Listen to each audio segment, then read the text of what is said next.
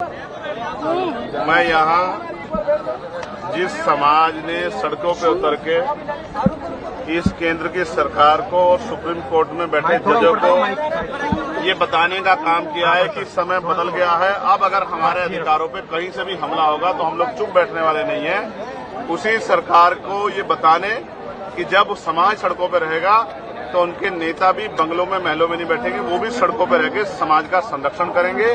जिस तरह से पूरे देश में भीम आर्मी आजाद समाज पार्टी के लोग जिला मुख्यालयों पर सड़कों पर उतर के संवैधानिक तरीके से अपना ज्ञापन दे रहे हैं, अपनी बात रख रहे हैं, बंद को सफल बना रहे हैं, ऐसे ही कार्यकर्ता के तौर पे हम दिल्ली में अपनी ड्यूटी को अदा कर रहे हैं। हम दिल्ली के जंतर मंतर पे पिछले कई घंटों से अपने आंदोलन को मजबूत कर रहे हैं और ये संदेश दे रहे हैं, सारी चीजों पर नजर भी रख रहे हैं कि हम इस आंदोलन से पीछे हटने वाले अब नहीं। कुछ लोग कह रहे हैं आप विरोधी भी हैं बंद की। मैं सरकार का विरोधी तो हूं। मैं आपको बताना चाहता हूं कि सबसे पहले पार्लियामेंट में मैंने इसका ललकार कर विरोध किया और सरकार को चैलेंज किया कि सरकार अब आंखें खोल ले। अब वो दिन नहीं रहे 2 अप्रैल 2018 दोहराने का मौका न दे। और फिर सरकार ने अपनी बात रखते हुए कहा कि हम इसको नहीं कर रहे हैं, उसको नहीं कर रहे हैं, लेकिन जब तक सरकार जिम्मेदारी से कोई काम नहीं करेगी हम सरकार की नीयत पे शक करते हैं, हम सरकार का भरोसा नहीं करेंगे। क्योंकि हमने देखा है आरक्षण पे सिर्फ ये हमला नहीं, निजीकरण के द्वारा, लेटरल एंट्री के द्वारा, जैसा अभी आपने 45 का कर दिया था तो हमने जबरदस्त आवाज उठाई तो आपको वापस लेना पड़ा। फिर ठेकेदारी के जरिए, संविदा के जरिए, आउटसोर्सिंग के जरिए जिस तरह से आपने सरकारी नौकरियों को खत्म करके आरक्षण की धज्जियां उड़ाने का काम किया, ये किसी छिपावा नहीं है। और जिस तरह से आपकी सरकारें निजीकरण को बढ़ावा दे रही है, पूंजीपतियों को बढ़ावा दे रही है, कॉर्पोरेट सेक्टर को बढ़ावा दे रही है, सरकारी स्कूलों को बंद कर रही है, नौकरियों को खत्म कर रही है, 69 शिक्षक भर्ती में जिस तरह आपने घोटाले किए और फिर तमाम तरह से आपकी लंबे समय से नीति, आपकी आइडियोलॉजी हमने देखी। हम इस सरकार के ऊपर इनकी नीतियों पर भरोसा नहीं करते, इसलिए हमें इस सरकार की नीयत पे खोट है।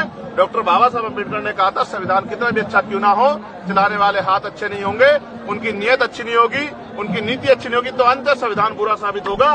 इसलिए आज हम ये नीला झंडा लेके कीमत पे सरकार के हथकंडों को, सरकार की बुरी मंशा को, सरकार के षड्यंत्रों को कामयाब नहीं होने देंगे। एक और बात, अगर सरकार कहती है कि बंटवारे की बात, वो कुछ देने की बात कर रहे हैं तो मैं आपको विश्वास दिलाता हूं, मैं चंद्रशेखर आजाद, बाबा साहब अम्बेडकर, मान्यवर काशीराम साहब, मान्यवर दीना भाना वाल्मीकि जी के मिशन का सिपाही, मैं आपको विश्वास दिला कहता हूं ये हमारे भाइयों की बात है। हम अपने भाइयों से इस आंदोलन के बाद टेबल टॉक करेंगे, उनकी समस्या को सुनेंगे, अपनी बात भी रखेंगे और मिलकर अपनी समस्या का हल निकालेंगे।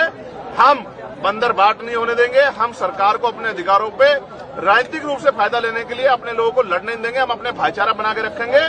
और फिर मैं कह रहा हूं, मैंने 1.5 साल पहले मांग उठाई थी कि जो जिन जातियों को अवसर नहीं मिले, जब 10% आर्थिक आधार पर आरक्षण आप सामान्य जाति के बच्चों को दे सकते हैं, सामान्य जातियों को दे सकते हैं, तो 10% आरक्षण आप अति पिछड़ी और अति दलित जातियों को क्यों नहीं दे सकते? सरकार ने मंशा ही कभी ये नहीं थी।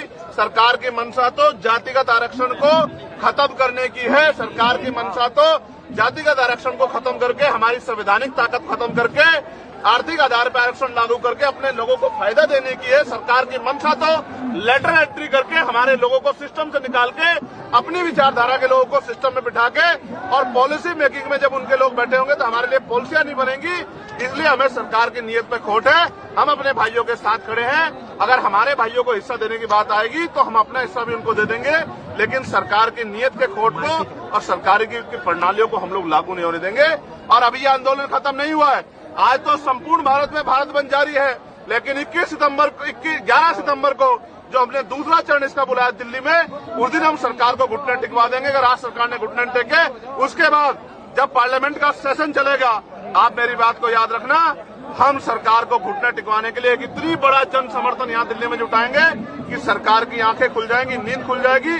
और अब हम अपने आरक्षण पे, अब अपने अधिकारों पर किसी भी तरह की जो है हमला बर्दाश्त नहीं करेंगे। अपनी भाईचारे को बना के रखेंगे, अपनी एकता को बना के रखेंगे और दुश्मनों की चालों को भी कामयाब नहीं होने देंगे। मैंने सरकारों को ये भी कहा है, जिस तरह लाठियां बिहार में हमारे लोगों पे मार रहे हो, हमारे लोगों को पीटने के चक्कर में एसडीएम को ही पुलिस ने पीट दिया, ये जो लाठी मारने की प्रथा है, इसका भी सूद समेत हम लोग जवाब देंगे आने वाले कल में। और आपकी लाठियों का जवाब जो है हम लोग अपने तरीके से, संवैधानिक तरीके से देंगे। और मैं चैलेंज करके कहता हूं, आज इस आंदोलन में जिस सरकार के नेतृत्व में हमारे लोगों की पीठ पर लाठियां पड़ेगी, उस सरकार की कुर्सी को पलटने का काम, तख्ता पलट करने का काम भी हम आने वाले कल में करेंगे। इस बात का भी मैं सरकार को चैलेंज देता हूं, मेरी बात को याद रखना। चंद्रशेखर जी, जो 2000 इलेक्शन में अभी पार्लियामेंट के जो इलेक्शन हुए हैं उसमें जो लोग संविधान की कॉपी लेकर घूम रहे थे, आरक्षण और संविधान को बोले थे कि आरक्षण खत्म कर दिया जाएगा, और आज वो कहाँ दिखाई दे रहा है? देखिए, मैं आज अपने समाज के संरक्षण के लिए, समाज के आवाज को मजबूत करने के लिए सड़क पर उतरा हूं। आज मैं किसी को कुछ नहीं कहना चाहता।